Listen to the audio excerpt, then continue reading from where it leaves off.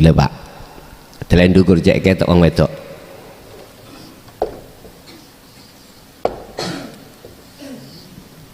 Hai tak kau wedek nih. Mareko sira madepo sira bersaksio sira sawangen sira hu ing kosong. Maksude nek ning atimu ku masih ada selain Allah, kosongkan, fanakan. Kalau sudah kau fanakan, maka nyatalah Robmu, maka nyatalah Allah. Hadza, cara yang seperti inilah iku siratum mustaqim. Ya iki siratal mustaqim ku iki, jalan yang lurus. Artinya bukan jalan yang ngempot-ngempot, menggok-menggok, bukan. Lurus berarti hanya satu titik, tidak ada selainnya. Itu loh maksudnya. Tatkala wahyu yang seperti ini didatangkan, itu tidak memandang Anda itu syariati kandel apa tipis. Miturut bahasa umat Islam, syariat adalah hukum-hukum yang menghukumi akhlak istimaiyah atau jasmaniyah. Contoh, syariat sholat ya jasmani, awal dikawiti takbir, dipungkasi salam, iku sholat jasmani. Coba nek jasmani gak melakukan sholat, berarti gak syariat lah gitu toh. Berarti syariat itu hukum yang dilakukan oleh jasmani. Puasa, zakat, haji, jasmani semuanya. Lah, wahyu yang diturunkan Allah yang khusus terkait masalah liqa, keusulan pada Allah, iku menyangkut ruhaniyah, bos. Kalau menyangkut ruhaniyah, dasari apa? Hanya ruhaniyah. Oke. Ning Quran, balik mana ning Quran? Allah katakan, jasmani iki Allah ciptakan dari saripati tanah, balik nang tanah lagi. Ruhaniyah kita dari Allah harus wa inna ilaihi, kembali pada Allah.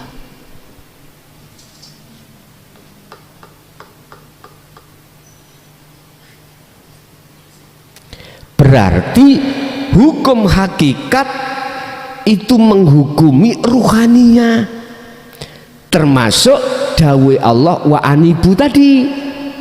Lekas baliyo hero oleh kaum minggat teko aku, baliyo ila rabbikum. Wakola aidan, sampai disebut nafsul mutmainnah, jiwa yang damai. Ya ayyatuhan nafsul mutmainnah, wahai jiwa yang damai, irji'i. Bukan disebut roh itu Pak, bukan, belum. Iku masih nafsu, cuman saja nafsu yang dirahmati.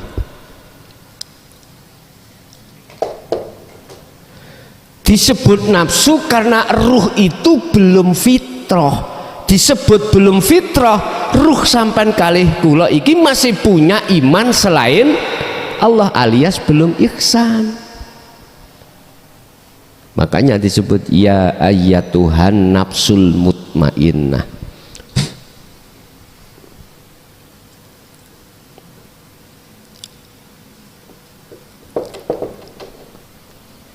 Irji'i ini kata perintah, belum berangkat, si nafsu belum berangkat, si tenguk-tenguk ngerungokno dawuhe Gusti Allah. Irji'i do baliyo sira kabeh ila rabbiki maring pangeran ira lho rob maneh. Berarti Anda beragama apapun bisa sampai pada rob. Kuncinya mana? Lo ini lo wasilah yang ku maksud. Kalau Anda sudah menemukan rasa disambungkan ke urip baru bos. Berarti untuk mencapai makrifat itu tidak pandang beragama apa. Iya, karena itu menyangkut ruhaniyah. Menyangkut ruhaniyah. Kan sudah dikatakan sistem untuk bertemu Allah ada dua, ada wasilun, ada majdubun. Wasilun berarti sifatnya papat, sidik, fatonah, tablet, amanah. Contoh Rasulullah tadi. Berarti sistem di mana syariat tetap dijaga, tapi syariat ini menjadi hakikat untuk menuju makrifat Allah. Caranya bagaimana?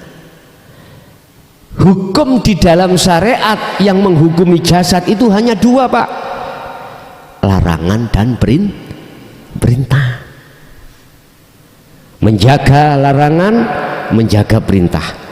Tinggalkan larangan, menjalankan perintah. Ketika saat itu ruhaniyah Anda sudah rusak, keakuanmu sudah fana. Berarti yang melakukan siapa? Allah. Itu dalam hatimu.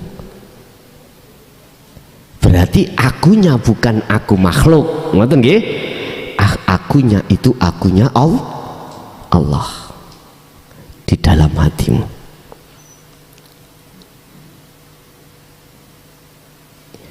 Ini wasilun. Tinggal kita jalan di mana, sistem mana. Kalau sistem kita sistem majdubun, anak ditinggal, bojo ditinggal, nyambut gawe ditinggal, semua sosialisasi dengan makhluk iku majdubun. Urip dhewe no tengah-tengah alas, ijen gak bersosialisasi pada manusia. Atau sekarang di gua, bikin gua sendiri Pak, rumah sampai ceglongi ya, sampai cor ono jero dewi, mangan gak mangan opo jari, majdubun. Pernah terjadi pada Raden Said waktu kholwat suluk, akhirnya disebut Sunan Kalijaga.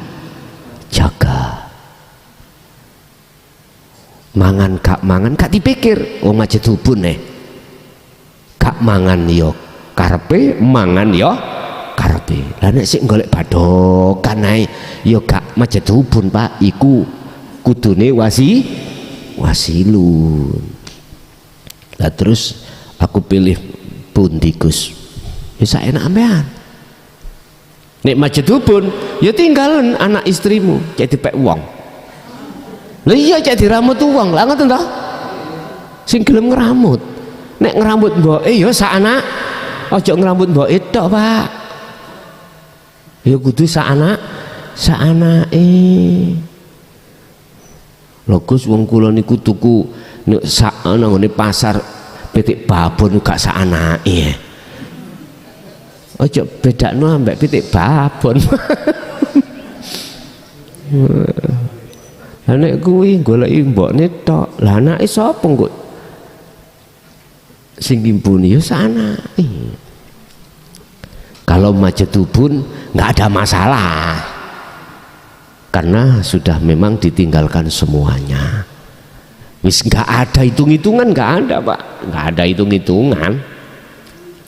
Karena semuanya wa aslimu lahu, sudah pasrah pada Allah. Wis hati plong, ngoten. Bisnis ditinggal, walaupun Anda punya pabrik 5, tinggalan pabrik iku. Wis Lah bahasa wasilun gembul ning ora campur, seperti minyak dengan air, gembul ning ora campur. Artinya apa? Gembul ning pabrikmu 5, atimu gak campur, bentuknya gak campur, gak ngaku-ngaku awakmu sing miliki, tapi semuanya milik Allah. Baru akhirnya Anda amanah, pasti amanah. Ada seseorang minta bantuan masjid, langsung Pak, gak hitung-hitungan, kanggo fisabilillah, kanggo ngaji. Misalnya kurang peralatan gini, langsung Pak, pabrik 5 wong kita gak duwe pabrik, opone sing dikekno. Nah ngono. Ingat, yang punya thariqah Sadiliyah ya, beliau Abu Hasan As-Sadili ya, beliau itu kekasih Allah, walinya Allah, sugih Pak, tapi tidak untuk dirinya, untuk maslahah umat. Beliau sugih, kekasih Allah itu gak punya omah ada di kolom jembatan, enggak. Kekasih Allah macam-macam, tergantung kita milih yang mana, majedubun opo wasilun. Kalau majedubun jelas Pak, fakir dohir sak batini tentang urusan dunia.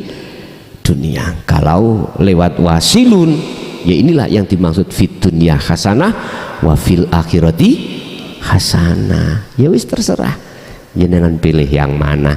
Sebetulnya Anda nggak bisa milih, karena Anda sudah tiada, makhluk ini nggak bisa milih.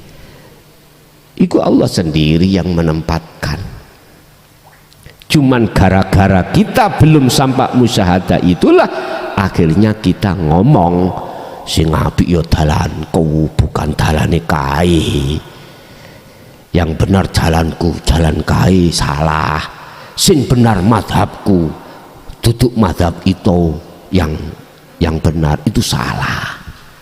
Sing bener gak kadek kunut, sing kunut iku bid'ah. Sama. Sing pakai tahlil, sing bener ya bertahlil, sing kadek tahlil ya salah. Gak gelem tahlili, gak arep tahlili tapi arep berkate. Wis. Jadi lok aneh terus, nggak bisa ummatan wahidah, nggak bisa, karena kita belum sampai ke musyahadah ma'rifat Allah. Kita masih berfanatik dengan apa yang kita lakukan sendiri. Itu Pak akibatnya. Udah. Jadi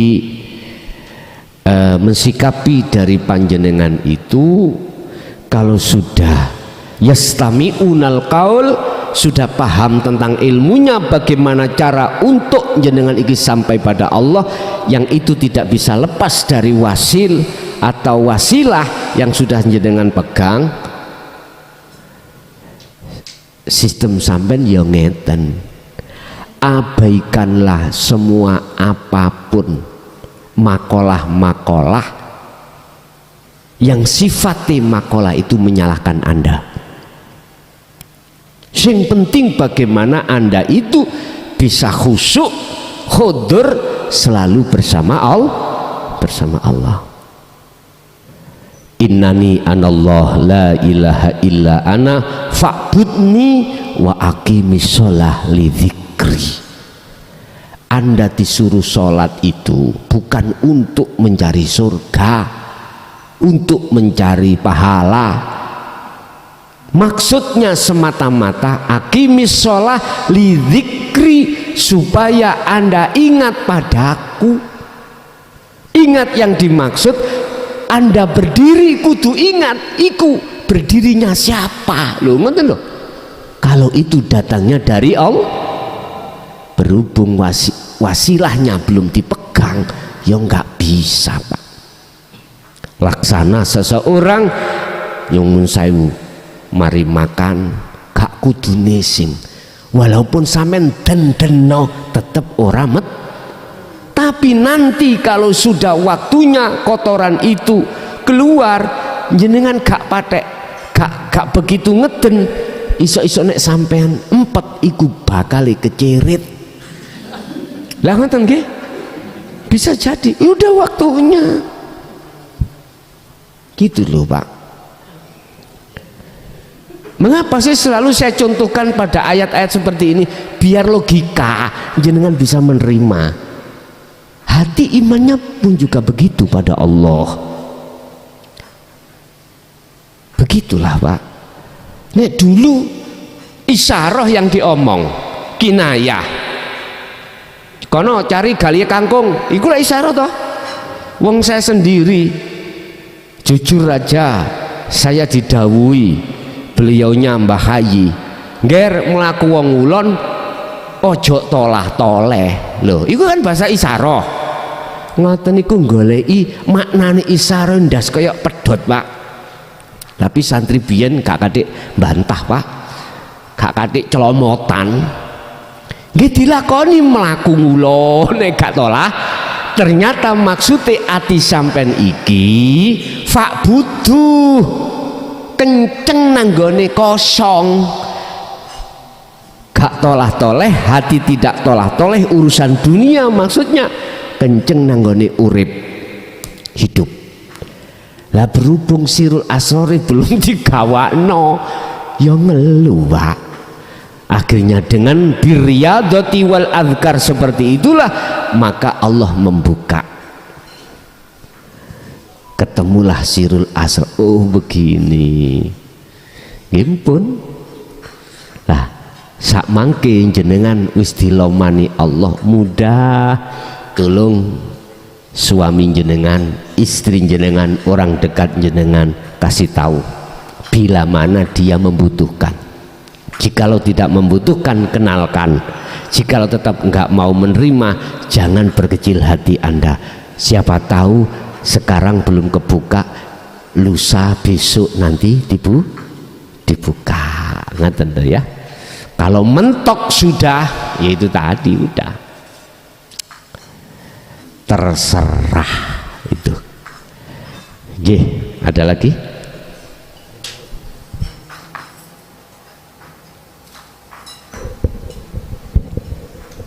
Bismillahirrahmanirrahim. Assalamualaikum warahmatullahi wabarakatuh. Ngapunten Gus, kula badhe tanglet. Kula nate kepireng kabar terus Kanjeng Nabi nalikane sak mantune menghadapi peperangan. Terus pernah sanjang tenggene sahabati nanti kita menghadapi peperangan yang lebih dahsyat, yaitu memerangi hawa nafsu kan gitu Gus. Padahal kan kita sadar kalau kita ini makhluk kan tidak bisa apa-apa, mana mungkin bisa melawan hawa nafsu. Juga bertentangan dengan ayat la haula wala quwata illa billah, tidak ada daya dan upaya kecuali namu Gusti Allah kan gitu Gus. Nah kita sebagai makhluk yang tidak bisa apa-apa, apakah kita yang sebagaikan patung, bagaikan boneka kan gitu Gus. Terus yang jadi pertanyaan, kenapa kok ada kabar katanya semua makhluk nanti itu dimintai pertanggungjawaban? Nah itu pertanggungjawaban itu untuk siapa? Padahal kita tidak bisa apa-apa. Nah letak kesalahan kita itu di mana gitu loh. Apakah manusianya tetap berperan? Itu yang gak habis pikir kan di situ Gus. Tapi kalau sifat jaiznya Allah yang berperan itu sah saja. Ya cukup sekian Gus saya sampaikan, terima kasih. Wassalamualaikum warahmatullahi wabarakatuh. Waalaikumsalam warahmatullahi wabarakatuh. Itulah perbedaan antara golongan ahli hijab dengan ahli suhud.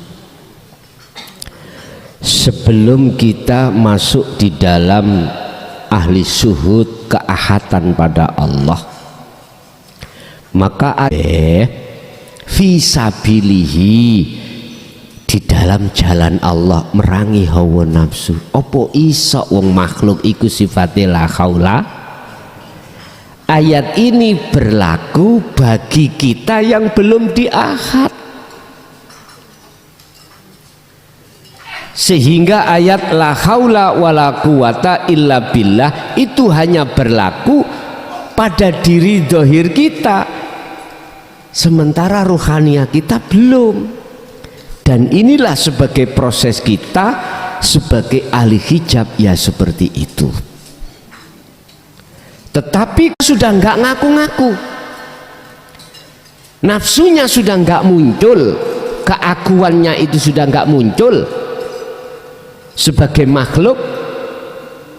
Tak ibaratno aku iki di dompet, njero dompet ora enek duite belas, mosok sih tak hitung. Halo, mosok kula ngitung apa sing tak hitung, duite ora enek. Oleh gara-gara dihitung, sebabnya di dalam dompet saya ada uangnya. Kita akan dihisab oleh Allah amalia itu karena pengakuan kita.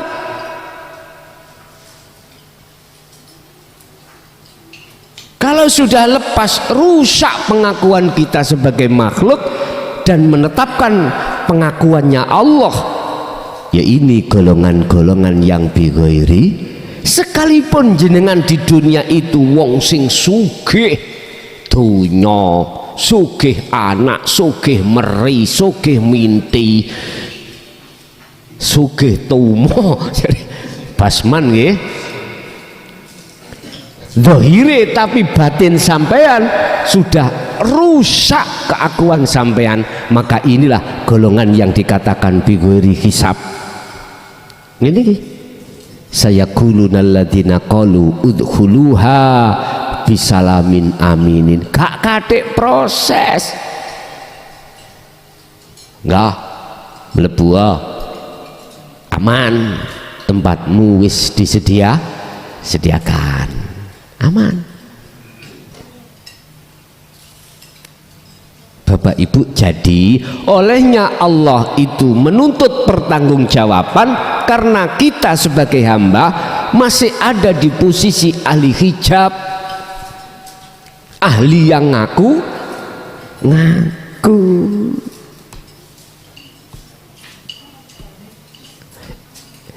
Lah sementara jenengan yang sudah tidak ngaku-ngaku, ini kan ono prosesnya Pak, asalnya itu ada prosesnya zikir, ada prosesnya dengan iki membawa wasilah sampai ke musyahadah ini, dan ini kita lakukan dan ini terjadi tidak bim salabim. Kalau Ibnu Athaillah itu mengatakan birriyadati wal azkar, supaya iman sampean gak salah antara guru dan murid. Innama ana basyarum mislukum, saya diperintahkan Allah untuk mengatakan bahwasanya saya ini sama dengan panjenengan, gak ono guru gak ono murid, gak ada. Saya menegaskan iman yang sebenarnya, artinya pandangan hakikat iman yang benar. Yang disebut guru adalah seseorang yang bisa menghantarkan ruhaniah kita kepadanya.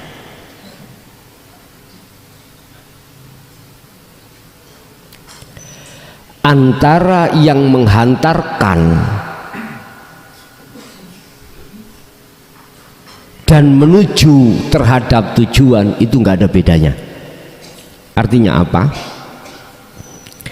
Jenengan kalau melihat dari sisi makhluk, iman sampean kok keliru. Jatuhnya iman sampean nanti pada diri saya makhluk. Ini letak kekeliruan kita. Padahal sadar atau enggak sadar jenengan, lebih-lebih yang sadar, tatkala tidak ada Allah di dalam dan di luar diriku, seongkok mukhlason ini nggak akan bisa nyocot ngomong niki lho. Tatkala jenengan jatuh iman pada makhluk, pujaan sampean pasti pada makhluk.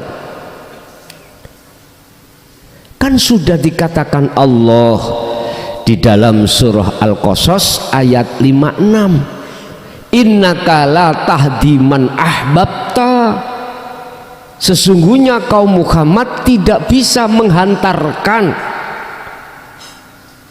sekalipun orang-orang dekatmu terhadap Allah, nggak bisa. Quran loh ini, nggak main-main. Tergantung Anda cara mengartikan dari maksud ayat ini kemana.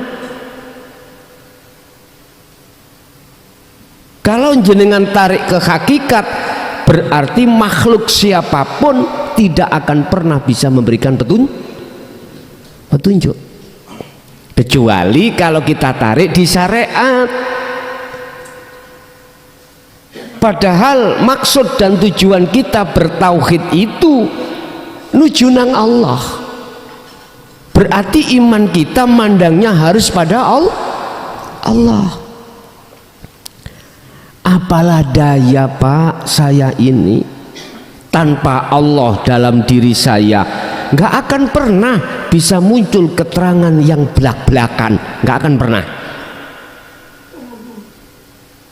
Oleh sebab itu tolong sebagai mursyid jenengan sampai hanya satu, Allah Subhanahu wa ta'ala. Jenengan tak lurusno robitohnya biar seperti apa yang pernah dilakukan oleh kanjeng Nabi dan kakeknya Nabiullah Ibrahim, inni wajjahtu wajhiya. Sampai cari ning Quran, sampai oyak-oyak tentang masalah robitoh, yun sewu, penghadapan ruhaniyah kalau ada terhadap selain Allah, njaluk mupiro tak tukune, nggak ada. Semuanya itu pada Allah. Tentang wasilah, satu-satunya ada di surat apa ini tadi? Al-Maidah ayat 35. Kulo cari lainnya nggak ketemu. Ketemu Al-Isra ayat 7. Tapi bukan wasilah yang dimaksud pada Allah. Entah memang saya belum menemukan yang lainnya, enggak. Entah saya belum menemukan atau tidak. Yang jelas selama ini yang ku tahu tentang wasilah hanya ada di dalam surat Al-Maidah ayat 35. Ya coba mengkiti bantu sing hafal Quran iki lho, sing hafidhah, hafid atau hafidhah, adakah wasilah selain daripada surat Al-Maidah tersebut? Saya cari sampai ndas kula butak, nggih. Nampak putih memutih, ketemunya hanya di situ. Ada apa dengan Maidah?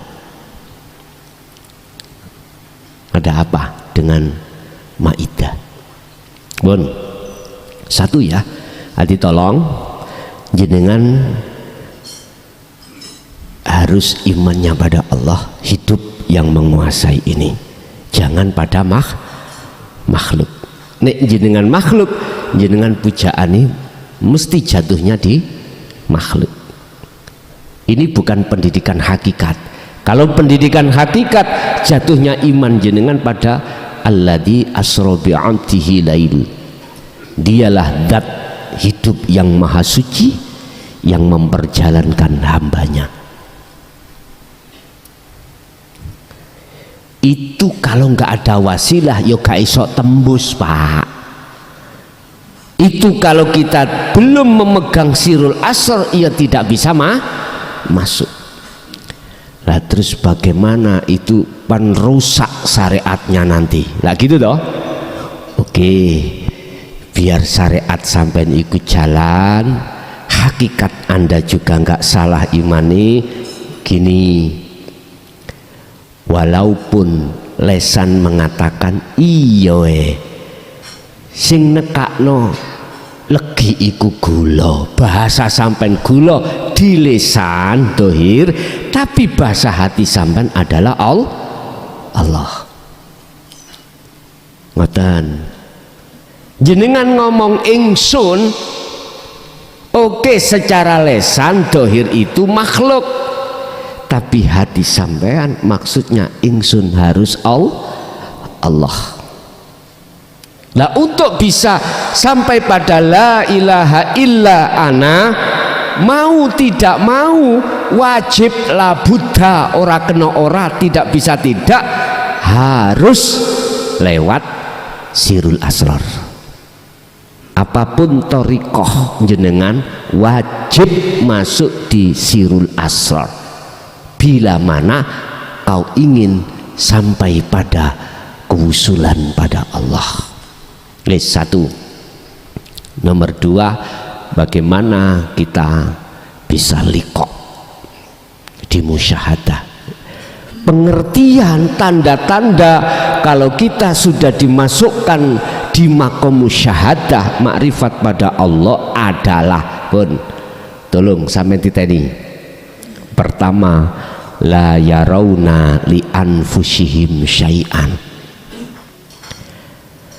hatimu tidak akan pernah memandang apa yang muncul dan timbul dalam diri makhluk itu dari makhluk, nggak akan.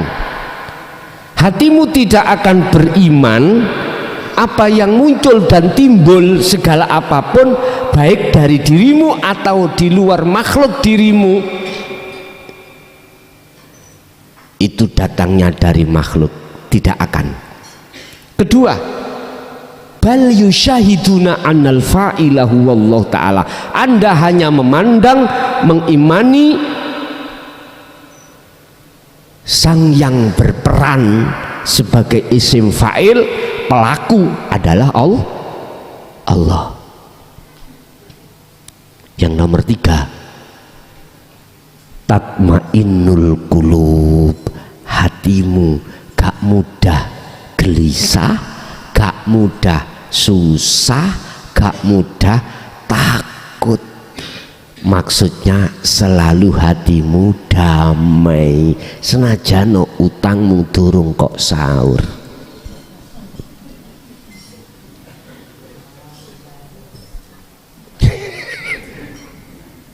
Nek sampean balekno ning akal yo gak iso, Gus.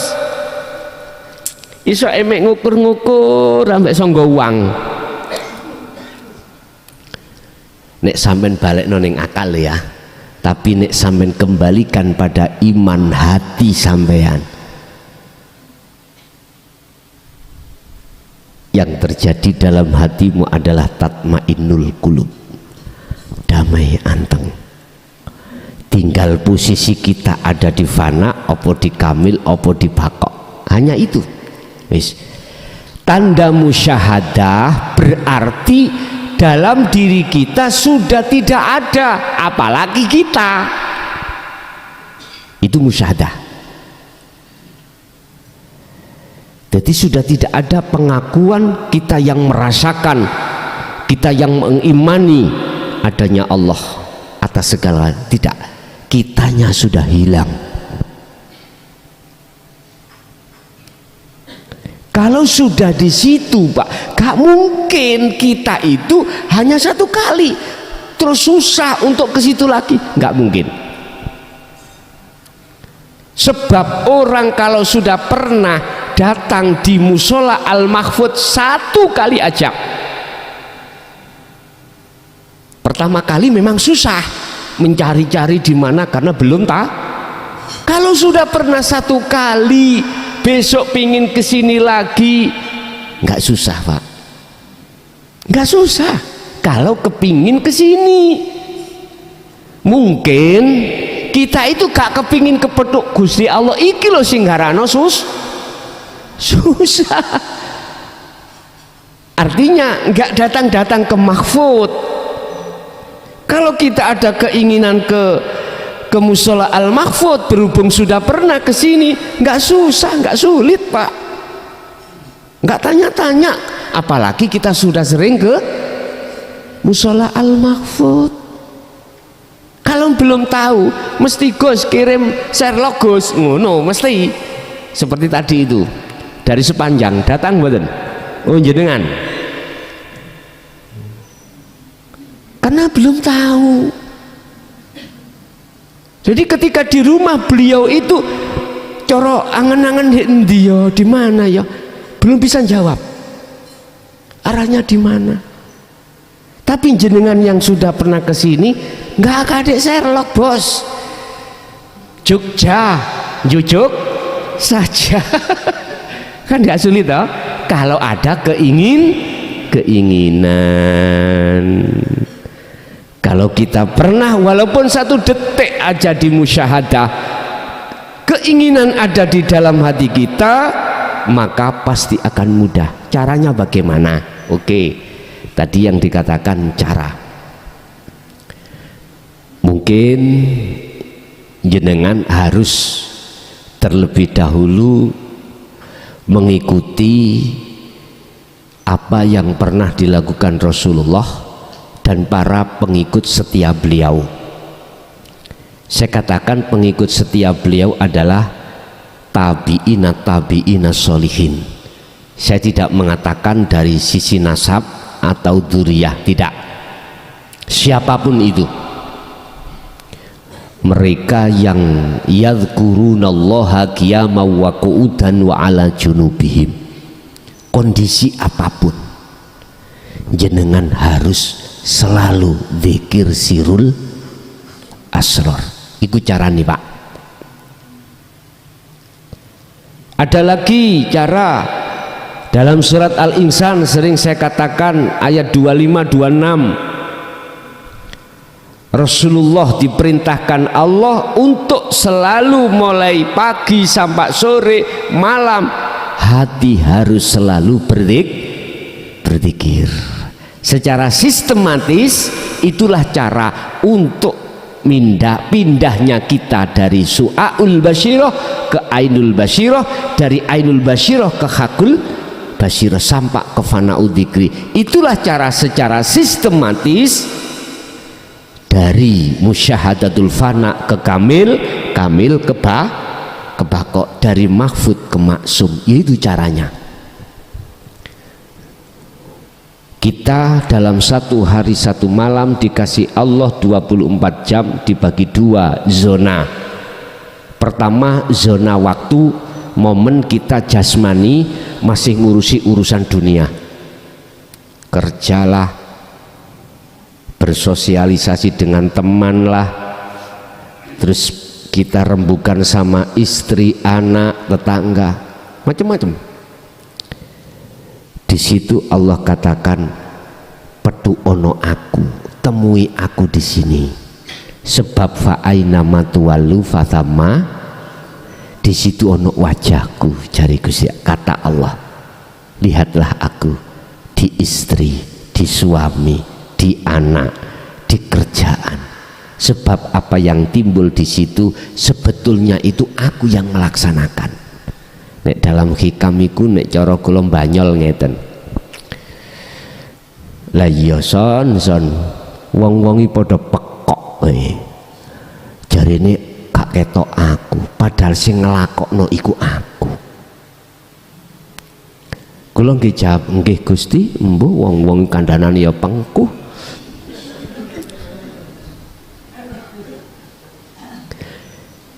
Sing nandangi lho aku. Ngono kok jare gak roh aku. Dek mangan, kita makan, sing dulang ya Allah. Kita mendengar suara ya Allah. Sing ngrungokke, yang mendengarkan. Apapun yang dia lakukan, yang katanya dia lakukan, sebetulnya aku yang melakukan. Ngono kok gak roh aku iku piye? Menurut awakmu ya apa son ngene iku son? Ngenten Gusti, nggih sampean sepuro mawon. Iku prosesnya mereka. Oh ngono. Nggih. ya napa maneh, sampean kan maha pengampun, innallaha ghafurur rahim. Ya wis manut awakmu san nek ngono. Guyon ngoten lho ya, guyon.